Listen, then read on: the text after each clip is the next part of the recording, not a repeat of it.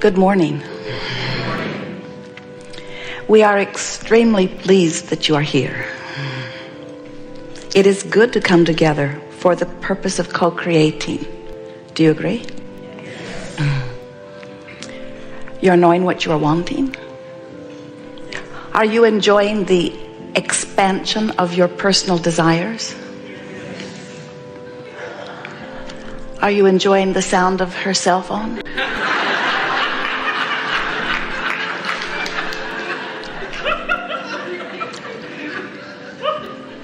Are you enjoying the contrast of your time and place? That's the best part. You knew as you made the decision to come forth into this leading edge time-space reality that the contrast would surround you. And you were eager about that. Now, once you're here, you've sort of changed your story. But originally, we recorded it. You said, and we said we would remind you, I want to project a part of my source energy consciousness into the most leading edge creative environment that has the most potential for expanding the universe. And you said, I know that there will be variety that surrounds me, plenty of what I don't want, plenty of what I do want, and from my interacting among this contrast, I will give birth to my personal, unique, worthy, perfect preferences. So that's your story, and we're sticking to it. You said, the contrast will inspire within me new ideas of what would be preferred. And you knew from that point of view that that was the perfect environment, because you knew that when contrast inspired within you a new idea, that the source energy part of you would continue to follow the thread or the train of that new idea. When life causes you to realize that you don't have enough of something that you want, in that moment, a preference for an improved situation is born within you. Even in the time that you are suffering over what's gone wrong, you are giving birth to preferences. Now, here's the way it works. When you came from source energy and expressed a part of your consciousness into this contrast, and this consciousness gives birth to an expanded idea, the source energy part of you turns its undivided attention toward the expanded idea. In other words, when you're sick, your desire to be well is powerful. In fact, every time you felt a little sick, you asked for wellness. So there is a vibrational escrow, we like that word, amassed with your name on it. Better than with your name on it, it's amassed with the larger part of you in it. Sometimes we hear you, you recognize that there was something before you in this physical body. You say, it's my soul, or it's the source of me, or it's God. But there are not many humans who consciously acknowledge that they, in their physical human leading edge form, are the physical extension of that source energy, God self. And you are. You are an extension of that, never separated from it, always an extension of it, always causing that which you call source to expand because of what you are about. Do you get that? So as your life causes you to know what you don't want, you know what you do want, you know what you don't want, you know what you do want, even if you don't speak words to it. And by the way, you usually don't, because it's happening incrementally every day of your life. Even before you had vocabulary that was coming forth from your mouth, you were launching preferences. Even before you got in this body, you had set forth intentions about what your experience would be like.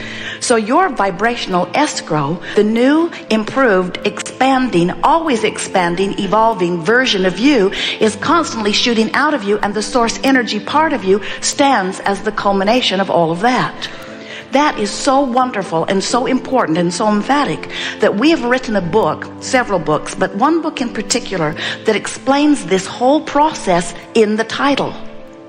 What a good title is that?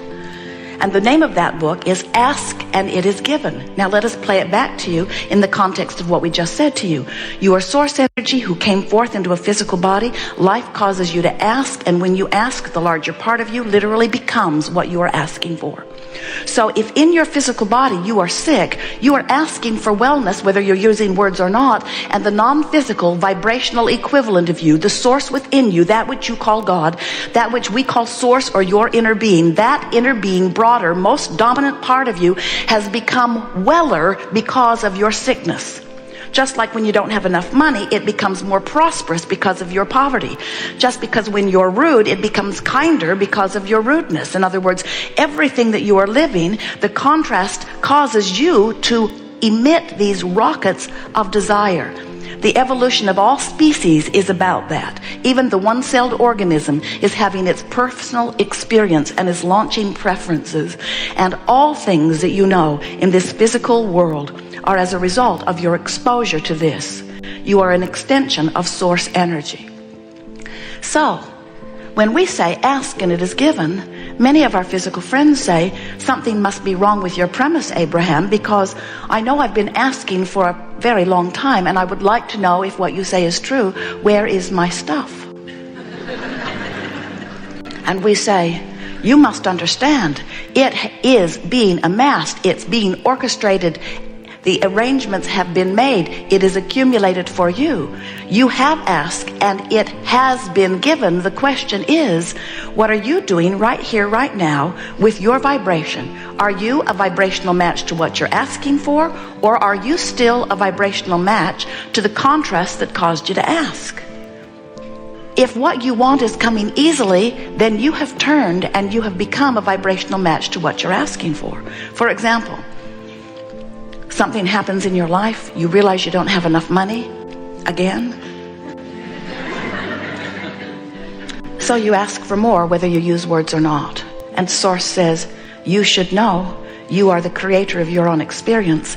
And if your perusal of your contrast has given you the awareness that you would like more money, then so be it, it is done.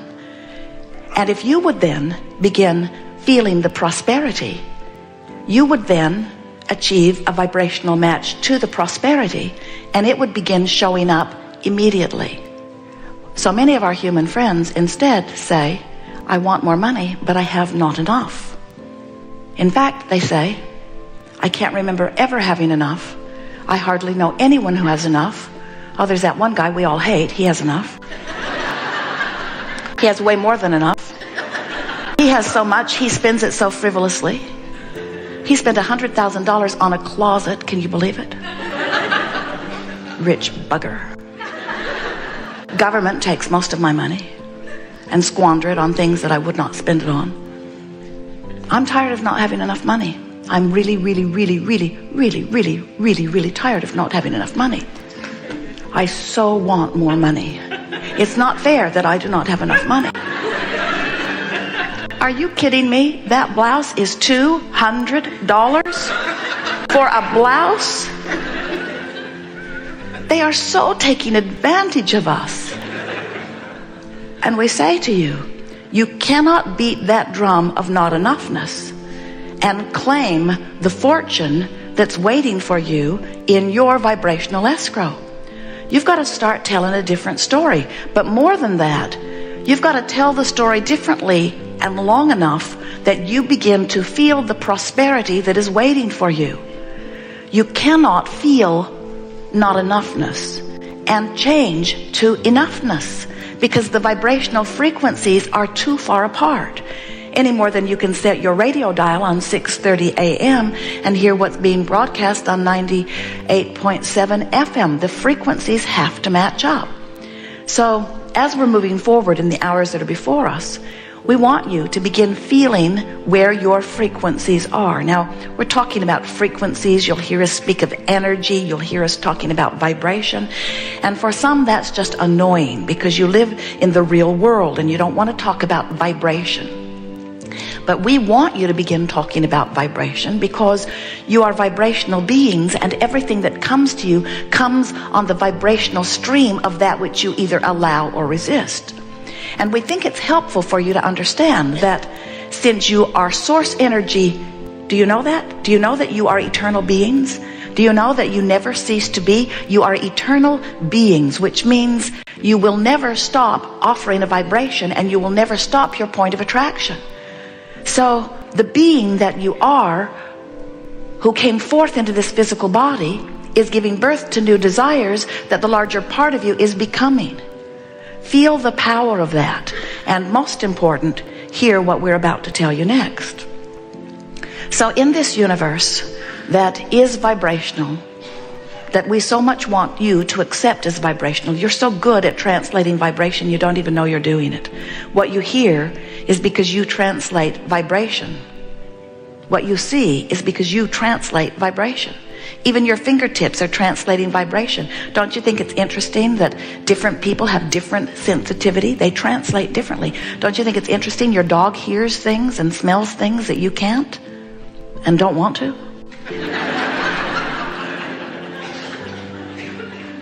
So when you realize that you're already a vibrational being, and then you begin to accept that you are also translating the vibration which tells you about your relationship between who you are as a source energy being and who you're being right here and now with the thoughts that you're projecting, your emotions tell you about this vibrational relationship. When you are thinking a thought and that thought makes your heart sing, you're feeling eagerness or joy, that means that the thought that you have activated right now is such a close vibrational match to the vibration of who you really are that there's no separation between you and you. So you're offering one powerful signal, and that feels good to you. And the reason it feels good to you is because you in that moment are in an utter state of allowing, an utter state of allowing. But when you are offering a vibration by virtue of what you're focused upon, that is giving you the emotion of anger or fear or some sort of discomfort that you would call negative emotion, that means that the vibration that is activated within you is holding you in a different place. You've introduced a sort of static to your vibration. So there is a gap between who you are being right here this minute and who you really are. So when you understand that you are a being who came forth, who's having an experience, and that the experience is causing you to expand, this is the thing that we really want you to hear. You are constantly becoming more. The non-physical part of you, the eternal part of you, is becoming more because of what you're living here in this physical body. When someone is rude, you want them to be nicer. When something's happening in the world that you don't like, you want it to be more peaceful. When you are sick, you want to be well. When you don't have enough of something, you want to have more. And so you are constantly expanding, and that non-physical part of you is expanding ahead of you, and it's your job to catch up with that. And when you do, or even when you're moving in the direction of it, you feel good. And when you don't feel so good, and with good reason. So moving in the direction of who you have become is what allowing is. And moving in the opposite direction of who you have become is what resistance is. Allowing feels good, resistance feels bad. The more you want it and the more you move toward it, the better you feel. The more you want it and the more you move away from it, the worse you feel. In other words, you are vibrational beings, and your emotions tell you everything that you need to know about everything that's happening in your life or anyone else's. So here's the part that we know that you don't really know. And we know that giving words to you is not necessarily going to bring you to a place of knowing it. But we've noticed that if we can give you the word that causes you to formulate an idea in your mind, then when your life brings you the experience that matches that, then the knowing settles into you in a more powerful way. So much that we say today will resonate with you because what you've already lived. And some of what we say to you today will resonate tomorrow and the next day and the next day and the next day as you begin to live the manifestation that will bring you the absolute.